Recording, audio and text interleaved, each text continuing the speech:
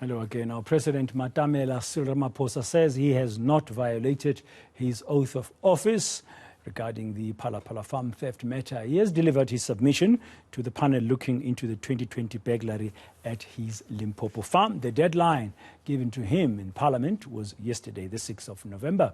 Now, to unpack this, I'm joined now by political analyst Sandile Swana. Sandile, good afternoon. Welcome to today. Thanks for your time.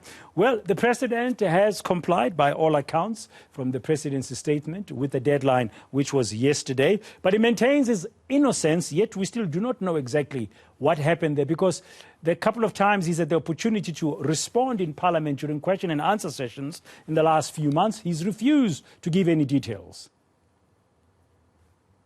Yes, I think that this answer that he has given, even when you read the statement, the written statement that they've published from the presidency, it doesn't give details as to why he believes he has not violated the Constitution, or that he has not violated any other law, or that he has not been involved in any misconduct that would warrant the impeachment. Because those are the three things he's got to answer for.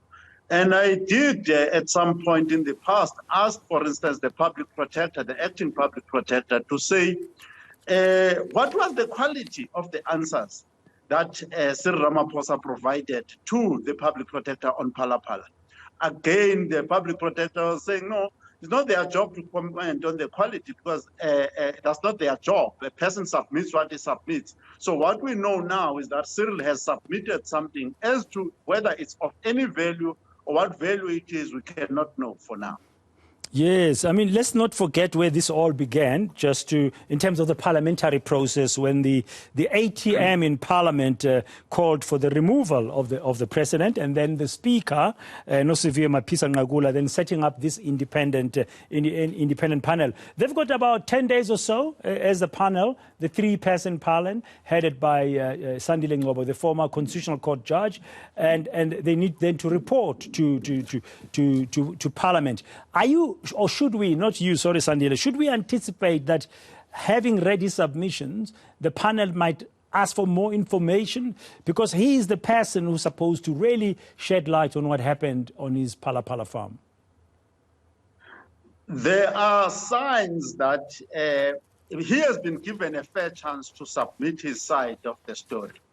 So the problem that him and his lawyers will have is that there are other independent sources of information that confirm, for instance, the movement of the police into Namibia and elsewhere, that have got nothing to do, that he cannot say anything, because those records would not have been under his control at any point in time. So those are the types of things I have serious doubts that at this stage. Remember that the next process, if there is a finding in this process, the next process would be to have a hearing similar to the one that Mkhwebane is going through. And in that process, then he can answer in detail and in full about each allegation that is put to him. Yeah, because even then, if they find that he's got a case to answer for, there are processes in Parliament that must kick in. But we don't have too long to wait. The implications, Sandile, I know we're speculating, but if the former Chief Justice Sandile Swana and his two colleagues in this independent parliamentary panel find or recommend to the National Assembly that the President must be subjected to that process, that inquiry process, similar to the one that, as you've said, the suspended public protector Busisiwe Mkhwebane is going through, what are the implications?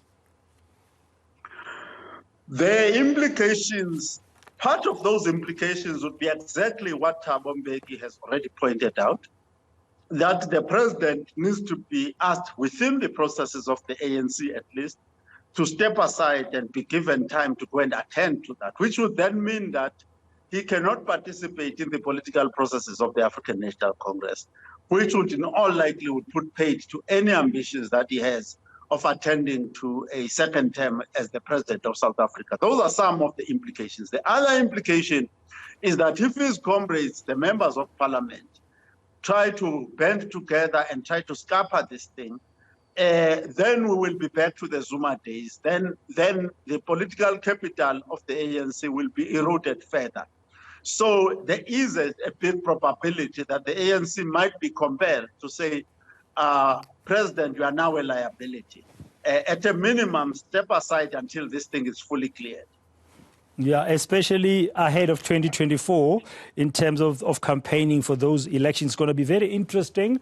And that might somewhat change the tone, maybe. I don't know the timing of the announcement of the report after this three-person panel has concluded its work. Remember, they were given a 30-day period within which to do their work, and that's coming up around the 24th or so of this month. We've got about 17 days or so to go. That should have an impact on its National Elective Conference. That's the governing party's conference in December. Or won't it, Sandile? Yeah, absolutely. That at least is Thabo Mbeki's reading of this game, and it's my reading too, that if before the end of this month there is a finding, and the finding can be one of three, or all three, that he violated the Constitution or violated another law or that was involved in misconduct. Once that finding is there, the next logical step, on moral grounds at least, is to say, Mr. President, within the African National Congress, we are asking you to step aside. We may not be recalling you from Parliament, but certainly within the ANC. Therefore, your role in the elective conference in December is now curtailed and you will not participate further. Yeah. No, we'll have to wait and see what's going to happen. But interestingly, as you said, the statement released by the presidency in confirming that the president has now submitted his responses to this three-person independent panel that's chaired by former Chief Justice Sandile Swana.